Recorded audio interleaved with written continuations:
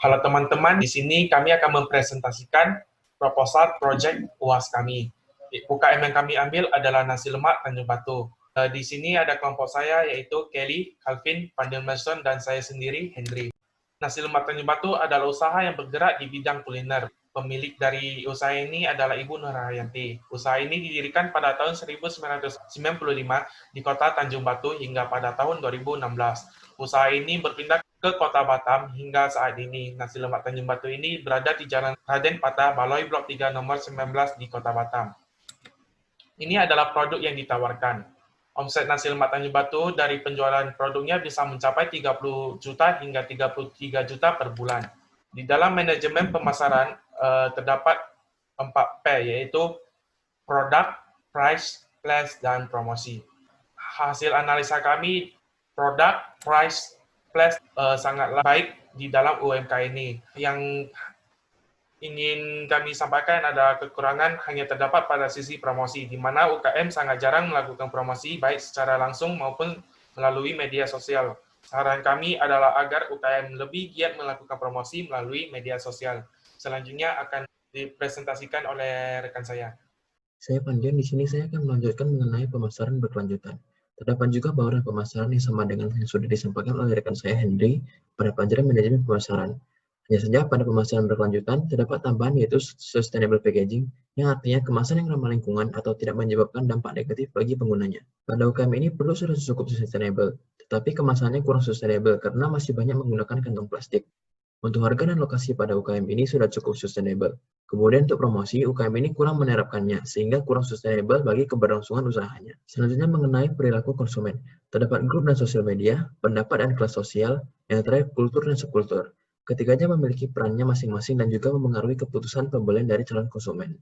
Yang pertama, grup dan sosial media, berperan dalam pemasaran suatu produk.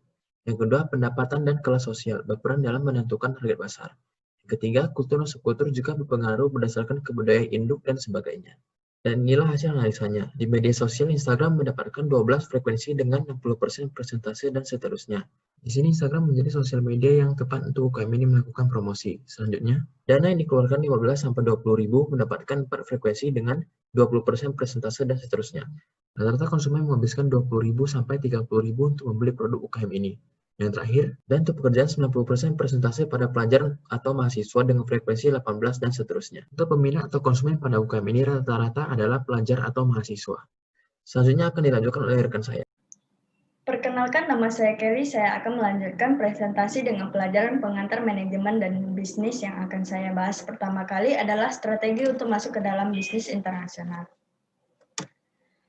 Strategi untuk masuk ke dalam bisnis internasional terbagi menjadi beberapa jenis, yaitu lisensi, ekspor, usaha bersama, dan juga perusahaan pedagang. Hingga saat ini, UKM ini belum memiliki rencana untuk masuk ke dalam bisnis internasional. Namun, jika UKM ini ingin masuk ke bisnis internasional, strategi yang paling tepat adalah joint venture. Berikutnya adalah mengenai tipe kepemilikan bisnis. Tipe kepemilikan bisnis terbagi menjadi beberapa jenis, yaitu kepemilikan tunggal, kemitraan, dan juga korporasi.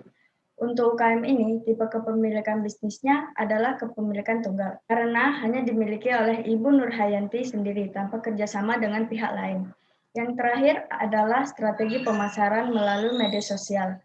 Jika dilihat dari data demografi konsumen dari UKM ini, rata-rata konsumennya berusia di bawah 20 tahun. Maka dari itu, media sosial seperti Instagram, Facebook, TikTok sangatlah cocok untuk mempromosikan produk ini. Sekian presentasi saya, akan dilanjutkan oleh rekan saya. Saya Calvin, saya akan melanjutkan presentasi ini dengan mata kuliah statistika bisnis. Metode pengambilan sampel yang kami gunakan adalah non-random sampling, yaitu convenient sampling. Berikut dapat dilihat hasil survei kami terhadap 4P dari UKM ini dalam bentuk histogram. Berikut adalah hasil survei kami yang telah kami susun menjadi beberapa bentuk data. Untuk kualitas produk mendapatkan nilai rata-rata 8,8, untuk harga produk mendapatkan nilai rata-rata 8,7, untuk lokasi UKM mendapatkan nilai rata-rata 8,5. Yang menunjukkan bahwa kualitas produk, harga, dan juga lokasi dari UKM ini sudah sangatlah baik. Namun untuk sisi promosi mendapatkan nilai rata-rata 4 yang menunjukkan bahwa promosi yang dilakukan oleh UKM ini tidaklah menarik. Berikut adalah data demografi dari konsumen. Dapat dilihat bahwa rata-rata konsumen dari UKM ini adalah laki-laki yang berusia kurang dari 20 tahun yang merupakan pelajar atau mahasiswa. Kesimpulan analisa statistik. Dari hasil survei kami dapat dilihat bahwa dari sisi produk sangatlah baik, dari sisi harga sangatlah sesuai, dari sisi lokasi sangatlah strategis. Namun untuk promosi tidaklah menarik. Saran kami untuk UKM ini adalah lebih giat melakukan promosi terutama melalui media sosial. Karena jika dilihat dari data demografi bahwa sebagian besar konsumen merupakan pelajar atau mahasiswa yang berusia kurang dari 20 tahun. Ini dimana itu adalah usia aktif seseorang menggunakan media sosial. Berikut adalah penutup untuk presentasi ini. Kesimpulan yang kami dapatkan adalah promosi dari UKM ini tidaklah menarik. Dan kemasan produk yang digunakan tidaklah ramah lingkungan atau tidak sustainable. Saran kami untuk UKM ini adalah lebih giat melakukan promosi terutama melalui media sosial. Dan juga mengganti kemasan dengan bahan yang lebih ramah lingkungan atau lebih sustainable.